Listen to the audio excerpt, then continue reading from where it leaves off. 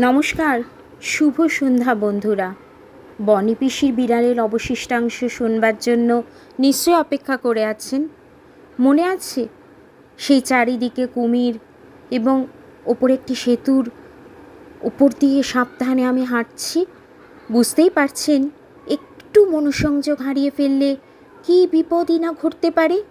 বিশেষ করে হুলো বিড়ালটি সব তত্ত্বাবধান করতে মাঝে মাঝেই যখন ঘুরে যাচ্ছিল। বিড়ালকে কি আর সাধেই বাঘের মাসি বলা হয়?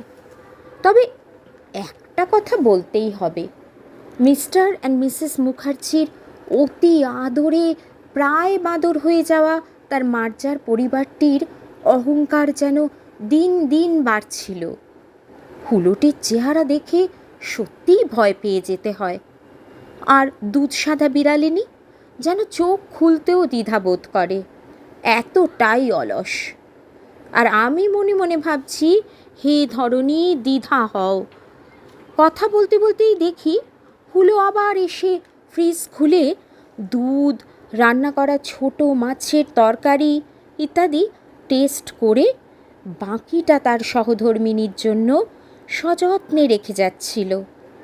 অসম্ভব হলেও সত্যি, তারা ফ্রিজ খুলে তাদের খাবারগুলি খেয়ে নিত, অন্য কোনো খাবারে মুখও দিত না।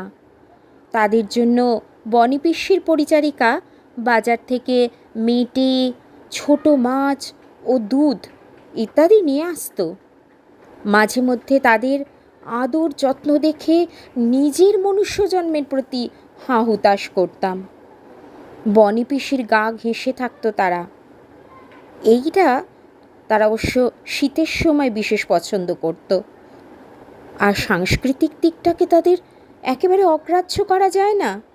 প্রফেসর মুখার্জির সাথে টেলিভিশনে বিশেষ অনুষ্ঠান দেখতে তারা খুব পছন্দ করত।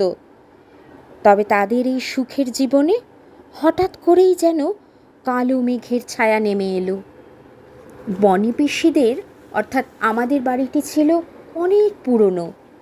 বনি পিসির অভ্যেস ছিল মাঝে মাঝেই খোলা ছাদের একাংশে রোদের মধ্যে বিড়ালগুলিকে খাওয়ার পরিবেশন করা।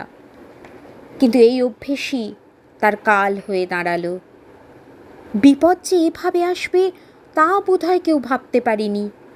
সম্ভবত দুপুর 1:30 থেকে 2 হবে, খেতে বসেছিলাম আমরা। হঠাৎই চিৎকার চেঁচামেচির আওয়াজ পেয়ে বাইরের বারান্দায় দৌড়ে এলাম। দেখি পাড়ার কতগুলি ছন্নছাড়া ছেলে, যারা মোড়ে দাঁড়িয়ে আড্ডা মারে, প্রায় দৌড়ে সিঁড়ি দিয়ে উপরে উঠছে। ওদের একজনের কাছ থেকেই খবর পেলাম ছাদের কার্নিশ ভেঙে বনি পিসি একেবারে নিচের ফ্লোরে। প্রথমে কেউ কিছুই বুঝতে পারিনি। মিস্টার মুখার্জির হাঁকাহাঁকি ও চিৎকারে সবাই ওপরে উঠে গিয়েছিল। পরে গলির দিকে নিচে গিয়ে দেখা যায় নির্মীয়মান দোতলার বারান্দার পড়ে আছে বনি পিসি। তবে ভাগ্য অত্যন্ত সহায়, তাই গোটা কতক হাড়গোড় ডিসলোকেট ও ফ্র্যাকচার হওয়া ছাড়া আর তেমন কিছুই হয়নি তার। সে যাত্রায় প্রাণে বেঁচে গেলেন তিনি। কিন্তু এই ঘটনার পর ছেলে মেয়ে ও আত্মীয় স্বজন এই বাড়িতে তাদের আর রাখতে সাহস পেল না।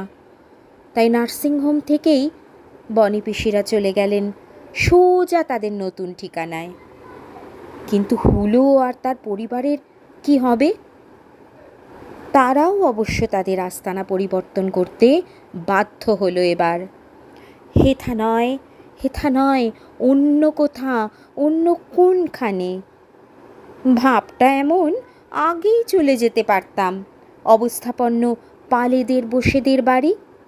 নেহাত চাইনি তোমরা একা হয়ে যাবে, তাই। বনি পিসির বিড়াল গল্পটি আপনাদের কেমন লাগলো অবশ্যই কমেন্টসে জানান। নমস্কার।